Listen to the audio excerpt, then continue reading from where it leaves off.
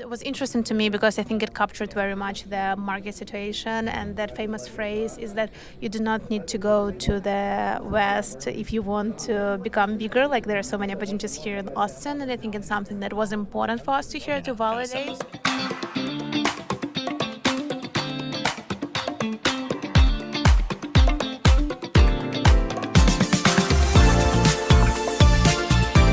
How's it going, everybody? Welcome back to another edition of the Ad Podcast, coming to you from TechCon TechCon Southwest in beautiful Austin, Texas.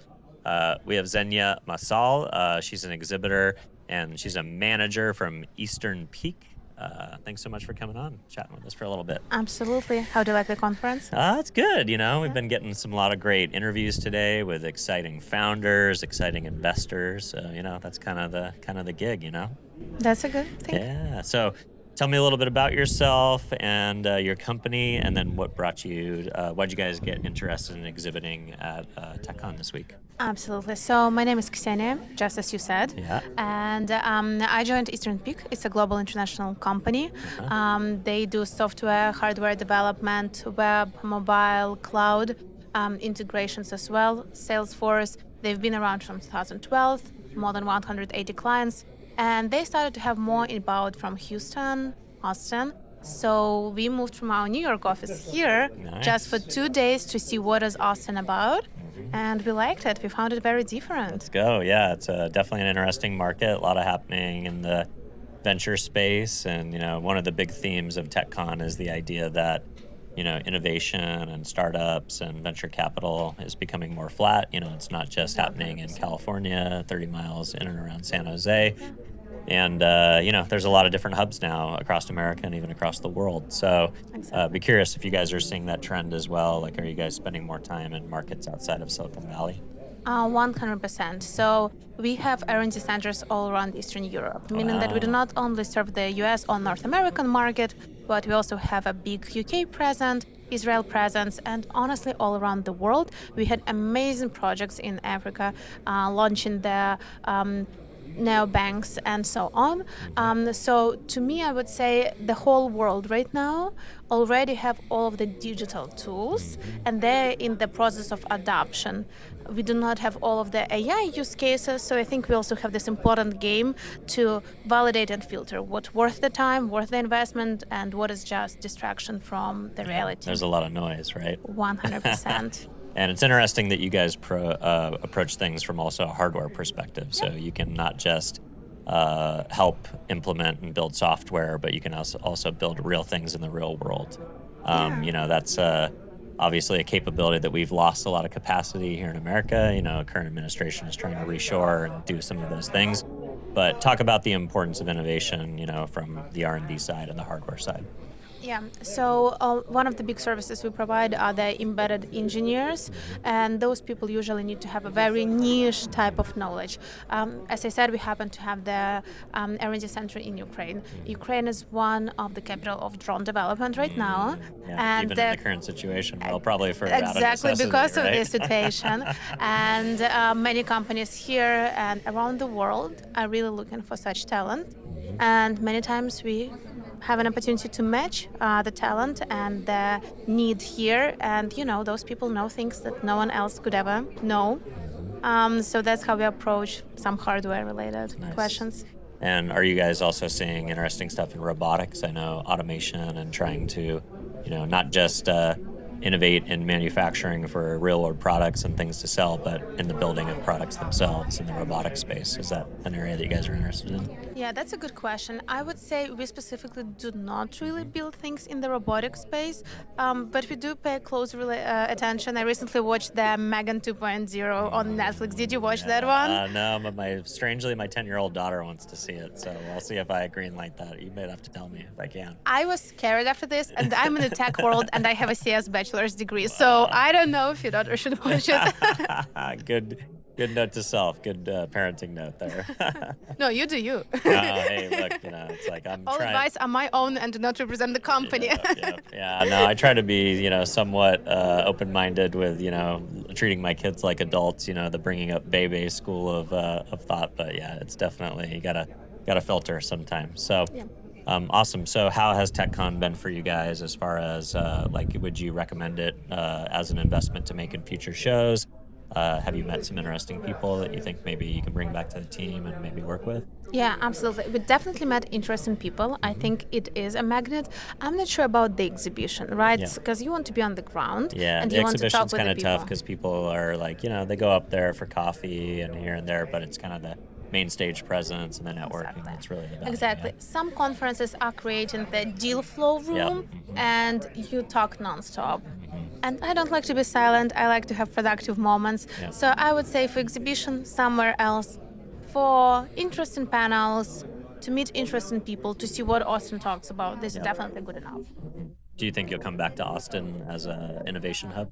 Yes. Nice. Very On cool. this one, yes, Yeah. definitely. And I liked Austin because it's so warm. Like we have that much snow in New York. Oh Like my gosh, so. yeah, I know. So. It's been a tough year for the people on the east, but we But can also try. here, right? Well, yeah, Texas has had its swings, in Yeah, both people was playing directions. hockey. I heard on the streets. Oh, that's crazy. Did you see it? Well, I'm Southern California, so I'm Right. San Diego Yep. normally, which we're having an extremely beautiful winter summer where it's like beach weather. It's like kind of ridiculous to be honest, but we're not getting much snow on our mountains, so Yeah. not as much on the skiing and that type of things. Yeah, Lake Tahoe might be not Yeah, that snowy. not as good this year. So, what was the most interesting panel that you were able to attend? So I think yesterday's very first panel was interesting to me because I think it captured very much the market situation, and that famous phrase is that you do not need to go to the West if you want to become bigger. Like there are so many opportunities here in Austin, and I think it's something that was important for us to hear to Kinda set the validate. stage. Yeah. Yeah, the rest of the panels, let's be honest, I'm exhibitor. Yeah. I'm staying in a different You're- room, and I You're hanging cannot out leave that upstairs room. and Yeah. chatting. Yep. No, that makes sense. What was the most exciting company that you came across that you thought was doing something interesting? So we are a business, right? We the certainty island for uncertain environment for startups. If I would be a startup here, I would benefit a lot because we met so many family offices, VCs. Probably yeah. it's also a luck when you do not fundraise. Like Yeah, people the- just the as a venture magnet side come as to give you well. money and you don't need them right now, right? Right, yeah. But I think that conference definitely would be good for someone who is looking for this, and Yeah. they would consider this very interesting connection. Yeah, and those investors have portfolio companies that probably would make for We work interesting with projects. accelerators, we work with Nice. incubators, with private equity firms. We help to modernize the legacy systems so private equity firms can resell companies for more money. Yeah. So yeah, definitely this is the first step for the longer term partnerships. Long term. Sorry, my accent. No, you're perfect. Okay, and then when you think about the opportunity to, you're talking a little bit about like deal flow and stuff, and within like the investor community and private equity, how that's a pretty elusive target to market to. Obviously, you guys are here doing an experiential activation, doing an exhibition, but how else do you get the word out about what you guys do from a marketing perspective? How do you tell your story? That's a really good question because I'm part of the go-to-market team, so the very right person to Nice. ask. Yeah. I would say we have different approaches, from the very old school to extremely innovative. Let's go from the very innovative. We literally reskilled every single talent, from customer success manager to account executives, anyone to become the go-to-market engineer. Everyone has an 8 and subscription, all other things that help them to work in the volumes. Because let's be honest, we do not serve something that is the most unique product. We have so many competitors, so we need to knock on the doors. We need to people let know why we are so trustworthy, why the biggest companies want to work with us, why we cost at such a good price, and at the same time we pay very fairly to our talent, right? Yeah. So like there's so many things, and we automated them all. That's part of the innovation. Why we are so old school? Because honestly, it's probably 10% of what we do.